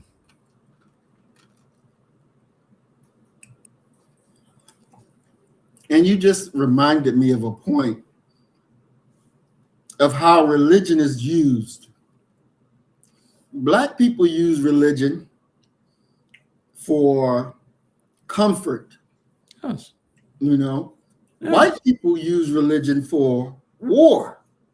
Yes. Which leads to comfort. But Black people don't use their religion for war. And as you said earlier, reading the same book. So how can there be such a divide reading the same book? We can look at our brother Nat Turner, the Reverend Nat Turner, read the same book, but he received a different message than what the whites received reading the same book. When will that moral awakening come to the rest of Black America? That's my question for you, Doc. When will they come? When will that understanding that they have be updated to understand exactly what they've been practicing under white Christianity? Well, first thing I would say is the difference between Nat Turner and these other people that you're talking about is that Nat Turner could read. Our people have a major problem. Mm. We are passive learners. We haven't mastered or don't understand the process of how to have intellectual curiosity without being combative, without being an asshole. Okay? We're passive people when it comes to our education, because we do not really understand that as a man thinketh, so is he. What's being poured into you is going to dictate how you see the world. We passively accept what teachers talk about.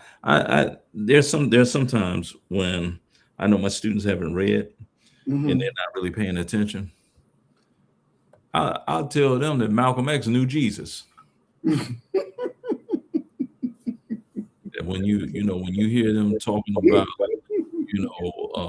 the scripture, and I'll make up scriptures, and they have no idea that I'm up here just entertaining myself. So if you're a passive learner, okay, you don't even know about Shadrach, Meshach, and Abednego. Mm. Okay, you ain't never heard that. If somebody doesn't stand up in that pulpit and inform you of that and break that down, it doesn't exist. Mm. So I can bring out, because let's be fair about scripture, okay? That it is the very breath of God. And within that very breath of God, you have a situation where everything under the sun is justifiable. Hmm. Bible has it all. It's got killing in it. It's got plagues in it. It's got success. It's got miracles in it. But if I pick out 10 bad things out of that, and you never go past me and read it for yourself, well, then you could have a doom and gloom position about the Bible. Think about it this way. I mean, because you Negroes are in many ways out of order, always. Does not Scripture say, "Slaves, obey thy masters"? Yep. I could convince you that you're supposed to go back over there to the Wilshaw plantation tomorrow. Get back out there in that field. And at the end of life, guess what? Jesus, white Jesus, is going to grab you and going to embrace you and say, "Very good, my true and faithful servant." Hmm. So the idea of being a passive learner, of not looking at things for yourself, dooms you every single time. Wow. Mm. That is crazy. All Yes, right, sir. we're going to move to the next slide.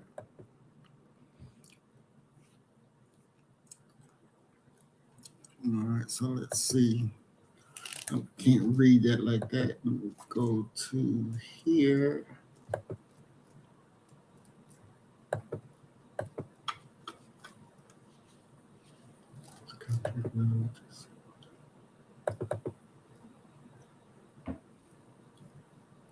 Okay, so this next slide that we're looking at says this court acknowledges, as I suppose, the validity of the law of God. I see a book kissed bare, which I suppose to be the Bible. That teaches me that all things whatsoever I would that men should do to me, I should do even so to them. It teaches me further to remember them that are in bonds, as bound with them. I endeavor to act upon that instruction.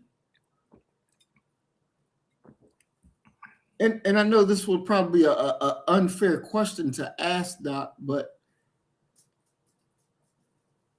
how could he get that out of there and the rest of the white Christians get something totally different out of reading the very same book? They're doing the exact same thing. John Brown is looking for justification to work to free individuals. And so he takes the position of doing to others as you wish for them to do unto you. Okay. And so he, in many ways, is very empathetic in regards to what it is that his fellow Christians are going through. That I will do the same as Christ did. I will get in the fiery furnace with you and I will fight for you. Now, let's talk about the other side. Okay. I can think of nothing more cruel than to go out and to work to free people who will be broke, penniless, um, directionless in freedom. How unchristian is that for you? We have to love them by bringing them in and protecting them from outside harm, hurt, and danger. That's how. They Mm, both have different objectives. One has an objective of making it it into heaven by any means necessary. The other ones have an objective and a desire to make heaven on earth by working these people and getting the riches off of their backs. They do not see themselves as the heathens and the infidels that Christ fights within Scripture. They see themselves and have fashioned themselves as being the individuals that are actually doing God's work. mm, They're converting these heathens into Christianity. And I want you, I want you to, I'm so serious about your soul being saved, making it up into heaven, that I'll keep you here chained to ensure mm, that your soul makes it into what? An earthly heaven.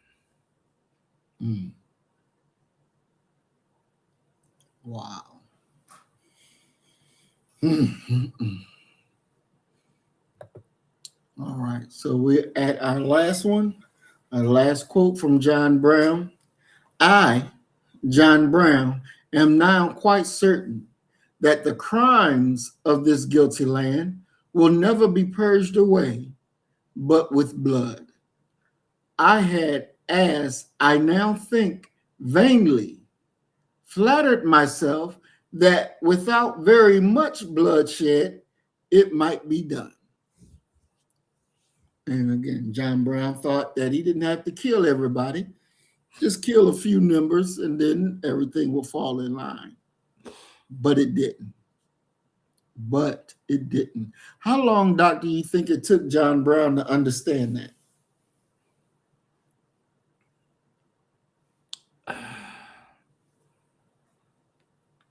I believe that he was probably on that gurney in court when he Mm, understood this, that regardless of what you do, and it's in many ways the same thing that the boys ended up at, same place, that regardless of what you do, nothing is going to be enough to take the sin away from this nation, that the soil of America is drenched with the blood of the righteous. mhm, And there is no way to straighten that out, because not only is the blood soaked with the blood of the righteous, but you have grown generation after generation after generation to aspire to be you. mhm, And that aspiration of being you pivots along the idea of political power and economic might. So people in this nation are willing to do whatever they can to be one of the haves and not one of the have-nots. I mhm, use this all the time. Wu-Tang Clan, cash rules everything around me. That should be the American anthem, because that's what people are the majority of people are pursuing, come hell or high water. mhm, mm, mm, mm. Wow. You know, I guess it had to be that there would only be one John Brown, Hmm. that there would not be another. Um, and I don't believe that they scared him or the people that rode with John Brown. I don't believe any of them was afraid of death, Hmm. but they were willing to die and willing to take life for a cause that had nothing to do with them. That says a lot. What kind of people is that?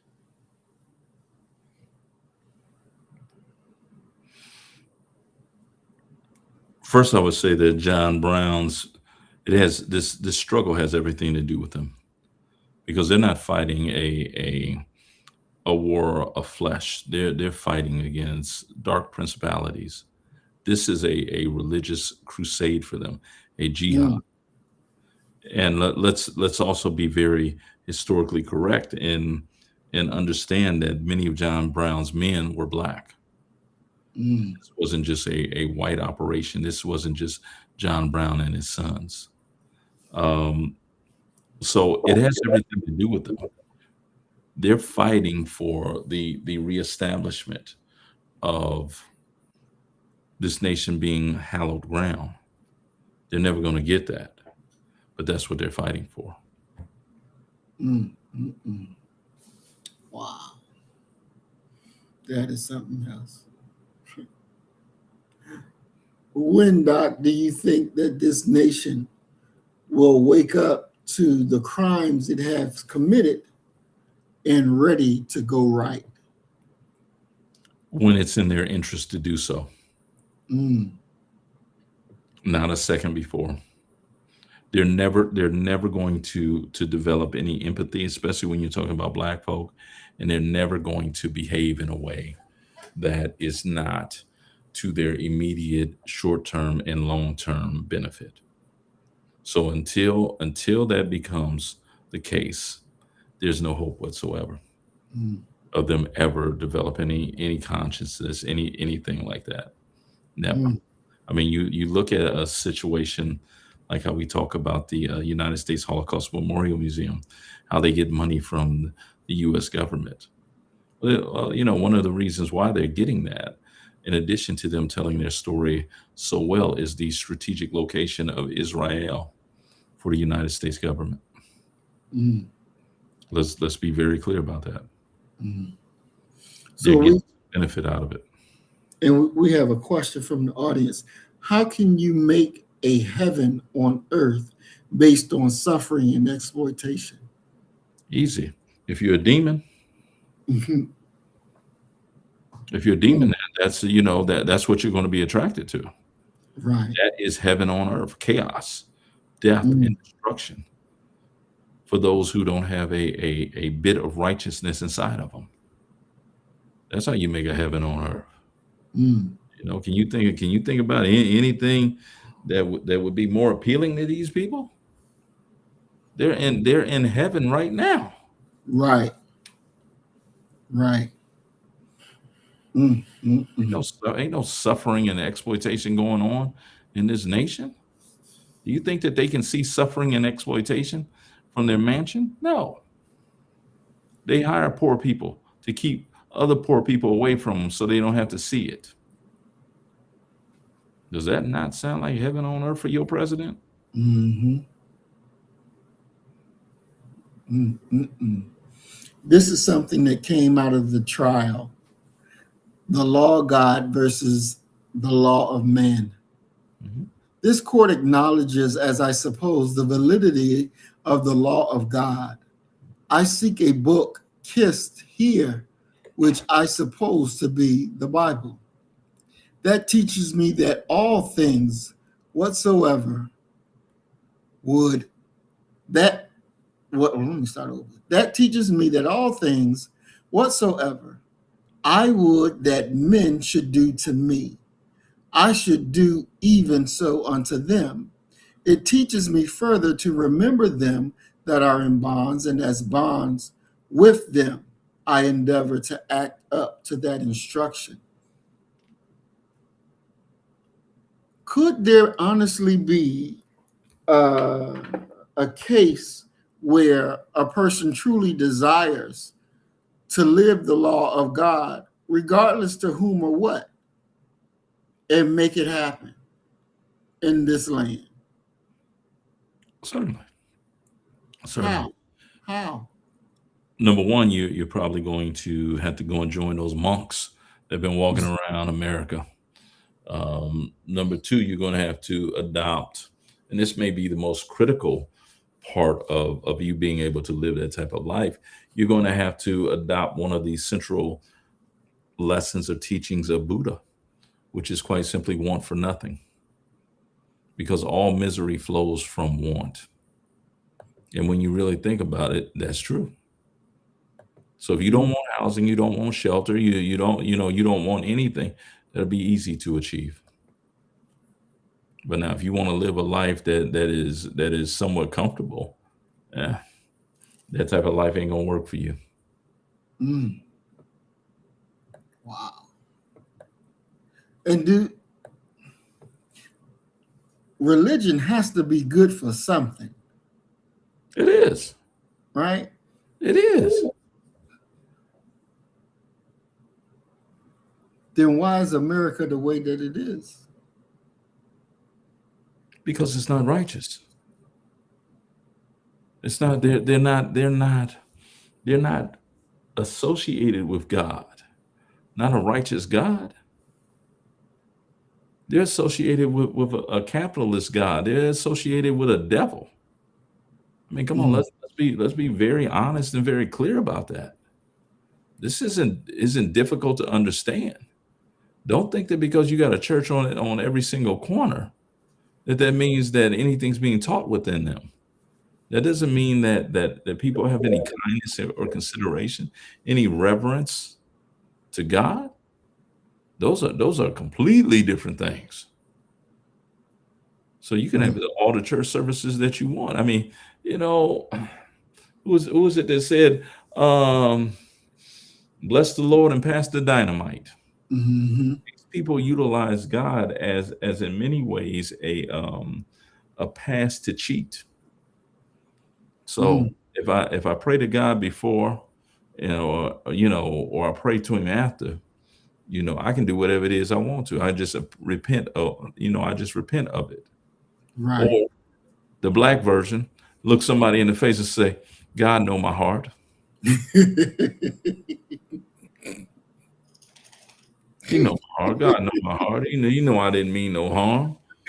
Here you just set the whole half of the city on fire. You know my heart." Exactly. Exactly. Mm-mm-mm. All right, Doc, we are at our time. We're going to go ahead and move to closing comments. In your closing comment, could you please also address would would you teach John Brown legacy to first graders, to kindergartners? And if so, how could you make them to understand John Brown's life? I would certainly teach John Brown to kindergarten. I believe he should be taught to pre-K. Um, Mm, how would I teach his life? I would teach them a lesson about good versus evil, right mm, versus wrong, and try to instill the seed within them to always do right, even when it comes at an extreme cost. That John Brown is one of the greatest Americans to ever live because he actually, and very very similar to many of our ancestors, our black ancestors, they actually believed in America. They believed in the Constitution, and they were trying to force this nation to, in every way, live up to its august promises. mm, That's how I would teach John Brown. mm, And then when Halloween came, I would teach them the story when John Brown went up in there beheading people. mm. So if you don't act right, John Brown gonna come see you. Definitely. Definitely, definitely. Any more your closing statement, Doc? And man, just love to be in this space, man. Love to be home. I have a lot of other spaces and rooms that I have to be in, and none of them are as comforting or welcoming and accepting as this one right here, man. Mm, Appreciate our viewers, our listeners. Appreciate you, and the countdown, and it's a good countdown. Starts as soon as I get off of here tonight, and it is in 6 days. I'll have the privilege of being back in this space and building with y'all. definitely, definitely, definitely. So as we close this segment, to our audience, I want you all to remember John Brown's final words on the gallows. He was certain that the crimes of this land would be purged with blood. The U.S. responded to Harper's Ferry by building an army to protect slavery. But in their fears, they only accelerated their own doom. Our purpose is to build a reality for our people where we are the masters of our own defense, the authors of our own laws. We don't need a state to tell us who our heroes are. We decide who is a martyr and who is a murderer. By any means necessary, we must provide that fertile ground for our people to do for self, build or be buried. That's exactly where it is. Build or be buried. And Doc, I do got one more question that I forgot to ask you that I wanted to. Because John Brown said that the land will be purged by blood. The racism is still around. The slavery is still around. Different form, but still around. Mm-hmm. Is the blood purged over? Or is it still yet to come? Yeah, I would argue it hasn't even really started in earnest. If you're talking about saving this nation, I'm not a person that believes that America can be saved. Mm. Because in many ways you're talking about a nation that the very pillars, the very foundation of this nation were demonic, useless, exploitive, unfair. Mm-hmm. And now you want to build a building that's going to stand forever on top of it? No. You haven't even talked about why the building leans so much to the left. Mm-hmm. Why it can't stand up, why you got to keep trying to reinforce it and reestablish it and things like that. Mm-hmm. There will never be peace and flourishing in a nation that sits atop blood-soaked soil. There are so many people who have lost their lives unjustly, who, to be honest with you, have the ability to do some things in death to this nation to guarantee that it'll never be stable. Mm. Look at what the ancestors gave us. They gave us Donald Trump. That ain't a significant enough curse. I don't know what would be. So no, it's no, you're never gonna be able to get this thing straightened out, because there's a greed, a lack of consideration for other people Mm-hmm. that is in many ways one of the main primary characteristics of what it means to be an American. Period. We're not a righteous people. We're not a righteous land. And if in the way to power in a land that is not righteous is to behave like the unrighteous. Mm. Wow. Here we go. Enough said. Thanks again, Doc. And we thank everybody for tuning in. We ask all y'all, please like, share, subscribe, and share the message. Push the message out. And all for our first-time listeners, watchers, we appreciate you. Please come again. Let's keep it rolling. Let's keep it rolling. Brother Roy says, on time. Thank you, Brother Maurice, and thank Doc. And we thank you as well. Thank you as well, Brother Roy. For being here. Thank you. All right, y'all. As we always say, you kill the nigga in you, I'm going to kill the nigga in me, and our God will reign supreme. We are Black first. Today, tomorrow, you better get the message and get it straight. You're gonna need some bridge work. It's simple as that. Because we're living in judgment.